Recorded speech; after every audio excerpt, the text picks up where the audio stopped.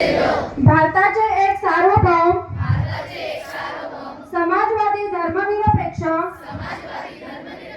लोकशाही गणराज्य घडवण्याचा व त्याच्या सर्व नागरिकांस सामाजिक आर्थिक व राजनैतिक न्याय विचार अभिव्यक्ती विश्वास श्रद्धा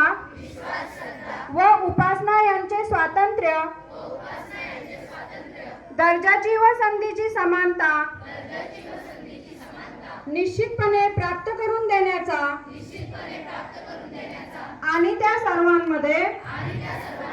व्यक्तीची प्रतिष्ठा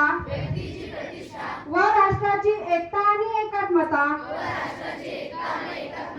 यांचे आश्वासन देणारी बंधुता प्रवर्धित करण्याचा संकल्पपूर्वक निर्धार करून आमच्या संविधान सभेत आज दिनांक 26 नोव्हेंबर 1949 रोजी याद्वारे हे संविधान अंगीकृत आणि अधिनियमित करून स्वतः प्रत अर्पण करीत आहोत।